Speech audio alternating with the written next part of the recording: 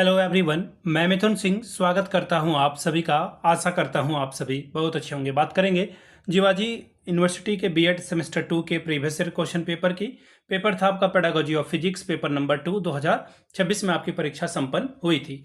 आगे बढ़े उससे पहले मैं आपको बता दूं, पिछले 5 साल के जितने भी प्रीवियस ईयर क्वेश्चन पेपर हैं, सारे क्वेश्चन पेपर की पीडीएफ आपको 49 रुपये में प्रोवाइड कर दी जाएगी। दूसरी बात, सजेशन आपको 199 रुपये में प्रोवाइड कर दिया जाएगा। अभी सजेशन क्या होता है? सजेशन यानी कि वेरी वेरी इंपॉर्टेंट क्वेश्चन, ऐसे सवाल जो एग्जाम में पूछे जा सकते हैं, आंसर के साथ आपको प्रोवाइड कर दिया जाता है। जो इंपॉर्टेंट सवाल है वो आपको यहाँ पे मिल जाएगा।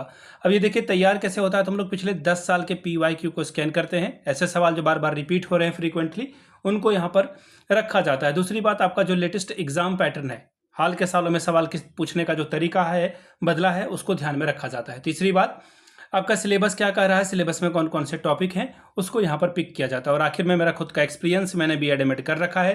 पिछले 2-3 सालों से अलग अलग यूनिवर्सिटीज़ में सजेशन देने का मैं काम कर रहा हूँ और काफ़ी अच्छी सफलता मुझे मिली है।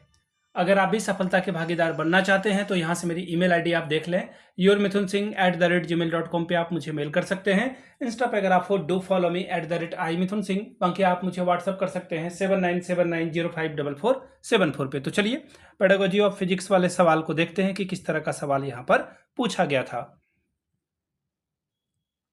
यहाँ से आप देख पाएंगे बीएड सेमेस्टर 2 का ये क्वेश्चन पेपर है और परीक्षा आपकी 2026 में मई जून के समय में कराई गई थी। पेपर नंबर ये आपका 2 है। फिजिक्स का पेपर, 3 घंटे का वक्त, 75 में से आप 30 लाओगे तो आपका काम बन जाएगा। सेक्शन ए की बात करते हैं। किन्हीं 11 सवालों का आपको जवाब देना है। प्रत्येक प्रश्न 5 अंक आपको देकर जाएगा और 150 शब्दों में आंसर आपको लिखना है। सेक्शन बी में आपको 10 अंक दिए जाएंगे, 2 ही सवाल का जवाब देना है, 500 वर्ड में आपको आंसर लिखना है। चलिए ग्रुप ए की बात करते हैं। तो यहाँ पे फिर से मैं बता दूं, आपको 150 शब्दों में आंसर लिखना है, 5 अंक आपको हर एक सवाल के लिए मिलेगा। टोटल 11 सवाल आपको करने हैं। पहला, वैज्ञानिक विधि का अर्थ स्पष्ट करते हुए इसका महत्व एवं विशेषताएं लिखें। Clarify the meaning of the scientific method and describe its significance and characteristics. दूसरा है, भौतिकी की अवधारणा क्या है? आधुनिक संदर्भ में भौतिकी का स्वरूप और क्षेत्र समझाइए। किन्हीं 2 भारतीय भौतिक वैज्ञानिकों के नाम और उनकी खोज को लिखिए। What is the concept of physics? Explain the nature and scope of physics in modern context and list the name of any 2 physicists along with their discoveries. सवाल नंबर 3, लक्ष्य को परिभाषित करते हुए माध्यमिक स्तर पर भौतिकी विज्ञान शिक्षण के लक्ष्य को लिखें। Define the term goal or objective and the outline the specific objective of physics teaching at a secondary level. सवाल नंबर 4, कोठारी आयोग और राष्ट्रीय शिक्षा नीति 1986 तथा राष्ट्रीय शैक्षिक अनुसंधान और प्रशिक्षण परिषद के संदर्भ में विज्ञान शिक्षण के उद्देश्य कौन कौन से हैं, स्पष्ट करके बताएं। Clarify the specific objectives of a science teaching eight outline in the context of a Kothari commission, the national policy on education 1986 and the national council of educational research and training NCERT। अगला सवाल, प्रयोगशाला विधि के गुण एवं दोष को लिखिए एवं उपागम का चुनाव करते समय शिक्षक को कौन कौन सी बातों पर ध्यान देना चाहिए, स्पष्ट करके बताएं। List the merit and demerit of a laboratory method and explain the key factors a teacher should consider when selecting a specific teaching approach. सवाल नंबर 6, अवधारणा मानचित्रण का अर्थ एवं परिभाषा लिखिए तथा अवधारणा मानचित्रण के चरण को लिख करके बताइए। State the meaning and definition of a concept mapping. Outline the various steps involved in process of a concept mapping. सवाल नंबर 7, भौतिकी शिक्षण में वार्षिक योजना क्या है? इकाई योजना को परिभाषित करते हुए इसकी विशेषताएं एवं पद को लिखिए। What constitute an annual plan in context of a physics teaching? Furthermore, define a unit plan and describe its characteristics and procedural step. सवाल नंबर 8, संसाधन इकाई का अर्थ और परिभाषा लिखिए, इसके उद्देश्य एवं इसके मुख्य भाग को लिखें। State the meaning and definition of a resource unit and outline its objective as well as its component. सवाल नंबर 9, मॉडल प्रतिमान क्या है? मॉडल प्रतिमान के प्रकार समझाते हुए लाभ एवं उपयोग को लिखें। व्हाट इज मॉडल और paradigm? Explain the different type of models, paradigm and describe their benefit and application. अगला सवाल है, निर्देशित खोज उपागम क्या है? इसका स्वरूप एवं आवश्यकता पर प्रकाश डालिए। What is the guided discovery approach? Shed light on its nature and highlight its necessity in educational process. सवाल नंबर 11, ब्लूम द्वारा प्रतिपादित शिक्षण उद्देश्यों की विस्तृत विवेचना करें। Provide a detail analysis of instructional objective propounded by Bloom.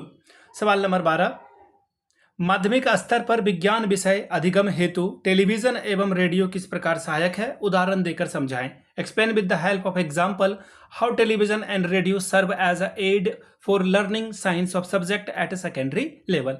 सवाल नंबर 13, रॉबर्ट मिलर उपागम रॉबर्ट मेगर उपागम में अंतर क्या है, इससे संबंधित महत्वपूर्ण पक्ष को लिखिए।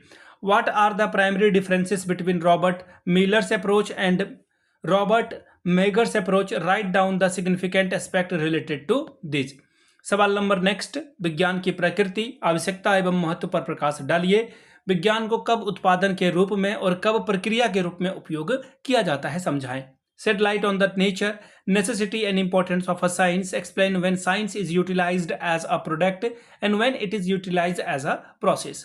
बात करेंगे सेक्शन बी की। सवाल नंबर 15, पाठ योजना क्या है। निम्न बिंदुओं को ध्यान में रखते हुए भौतिकी के किसी भी प्रकरण पर एक विस्तृत पाठ योजना का निर्माण निम्न बिंदुओं के आधार पर कीजिए। ठीक है, यहाँ पे आपको 5 बिंदु दे दिया गया है। इस 5 बिंदु को कम से कम तो शामिल करना ही आपको पड़ेगा।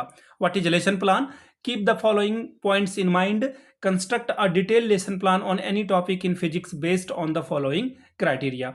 सवाल नंबर 16, व्यक्तिगत अनुदेशन प्रविधि का अर्थ समझाते हुए इसके उद्देश्य एवं सिद्धांत, प्रक्रिया या सक्रिय अधिगम ऑडियो क्या है, इसके लाभ और सीमाओं को लिखते हुए बताएंगे। Explain the meaning of the individualized instructional technique and state its objective and principle. Furthermore define active learning audio, describe its benefit and limitation. सवाल नंबर 17, शिक्षण सहायक सामग्री को परिभाषित करते हुए इसके प्रकार लिखिए और शिक्षण सहायक सामग्री का वर्गीकरण तकनीकी के आधार पर, इंद्रियों के आधार पर तथा प्रक्षेपण के आधार पर विस्तार से समझाइए।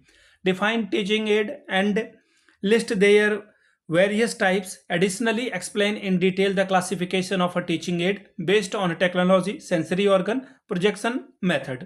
सवाल नंबर 18, विशिष्ट उद्देश्यों को व्यवहारिक पदों में लिखने के लिए कौन कौन से उपागम उपयोग किए जाते हैं। 3 उपागम केवल नाम लिखिए और RCM उपागम को विस्तार से समझाइए।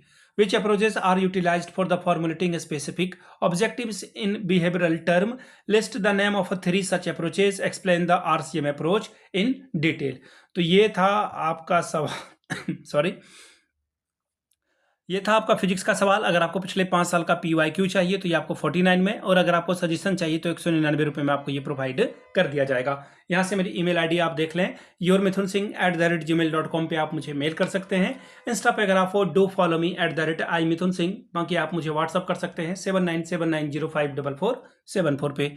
वीडियो को आपने यहाँ तक देखा, प्यार दिया, इसके लिए आप सभी का बहुत बहुत शुक्रिया। Have a good day.